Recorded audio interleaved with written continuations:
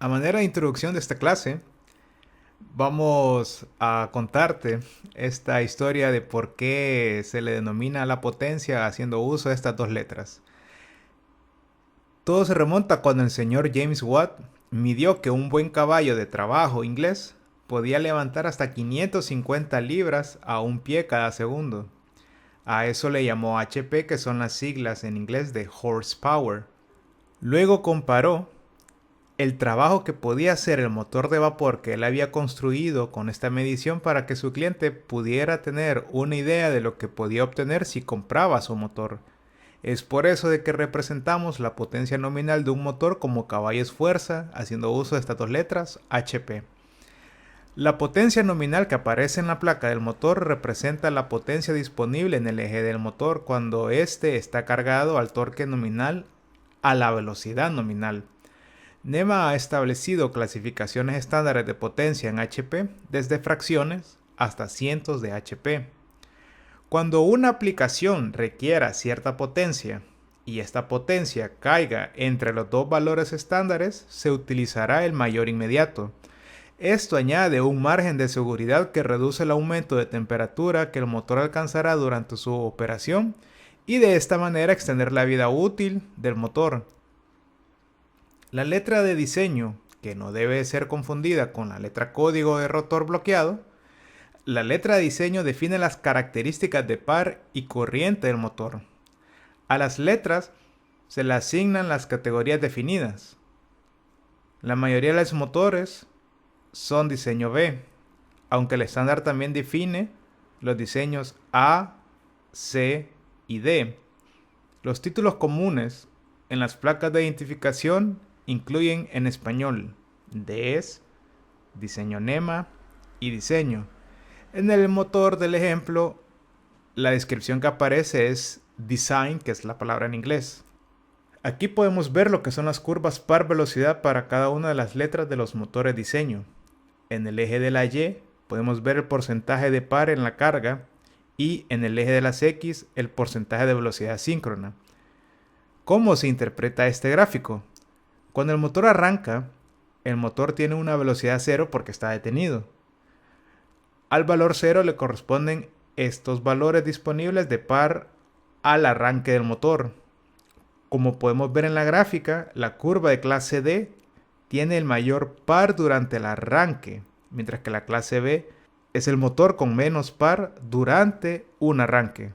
A medida que nuestro motor vaya ganando velocidad, estas curvas representan cómo es el gráfico del comportamiento del par en cada una de estas zonas en donde el par es máximo. En el motor del ejemplo, que es un motor de diseño B que le corresponde a esta curva, vemos que durante el arranque con su velocidad cero, este tiene un torque de arranque de más del 150% de su torque nominal. Los motores NEMA de diseño B son motores que tienen un torque de arranque normal con una corriente baja de arranque.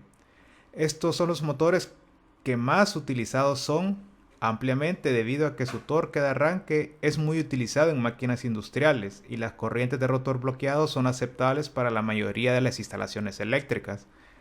Algunas aplicaciones en donde se pueden utilizar los motores de diseño B incluyen máquinas de herramientas, ventiladores, compresores y bombas centrífugas. El motor de diseño A tiene también un torque de arranque normal y una alta corriente de arranque. Sus aplicaciones típicas pueden incluir equipo que va a estar sometido a sobrecargas muy pesadas, tal y como son las máquinas de moldes de inyección. Los motores de diseño C tienen un alto torque de arranque aproximadamente al 250% y una baja corriente de arranque.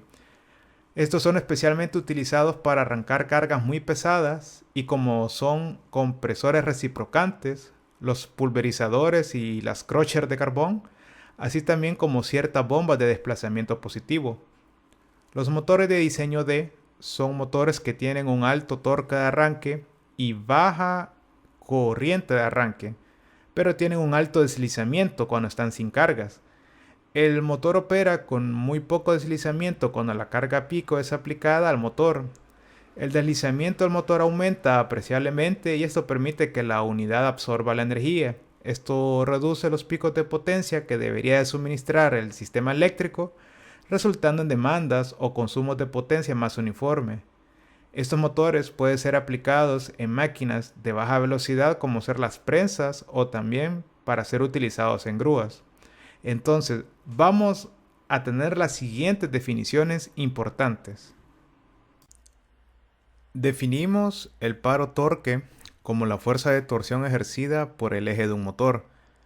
El par de arranque es la cantidad de par que el motor produce cuando está energizado a pleno voltaje y con su eje inmovilizado. Es la cantidad de par disponible cuando se aplica potencia para arrancar la carga y se comienza a acelerar hasta alcanzar la velocidad necesaria. El par mínimo de aceleración. Este es el punto más bajo en la curva de par velocidad para un motor que está acelerando una carga hasta alcanzar plena velocidad. A este valor se le denomina par mínimo de aceleración. Aquí en la curva del motor clase D, su par mínimo sería el mismo par de arranque. En el motor clase B, también sería el par mínimo de aceleración su par de arranque. En cambio, en la clase C, como podemos ver en la gráfica, el par mínimo de aceleración sería este de acá. Definimos el par de desenganche. Es también conocido como par máximo. Es la máxima cantidad de par disponible del eje del motor, cuando el motor está operando a pleno voltaje y marcha a plena velocidad. En el motor de clase D sería este valor de acá. Este sería el par de desenganche o par máximo para el motor de clase A. Este punto de acá correspondería para el motor de clase B y este punto para el motor de clase C. Aquí vemos con esta definición de que no necesariamente el par de arranque es el par máximo que puede tener disponible nuestro motor. Es muy útil conocer el tipo de diseño del motor porque así nosotros conocemos cuál es el par máximo que podría tener y a cuánto correspondería. Por ejemplo, un motor de clase A tendría un par máximo de 2.8 veces el torque que aparece en la placa. También es útil conocer el diseño del motor, ya que el cálculo del par máximo, según nosotros lo llegamos a necesitar, la fórmula matemática para este cálculo es algo complicada, mientras que conociendo la tabla, este cálculo se simplifica mucho. Definimos como par de plena carga como el par continuo nominal que el motor puede, pero siempre dentro de su clasificación de tiempo, soportar sin recalentarse. ¿Qué punto corresponde el par de plena carga? Me tengo que fijar dónde corta esta línea en las gráficas y veo que este es el punto para la clase B y así sucesivamente encuentro qué valor tendría para cada una de las curvas de diseño de mi motor. Si me voy al eje X, veo que corresponde aproximadamente a un 90% para el motor de clase D.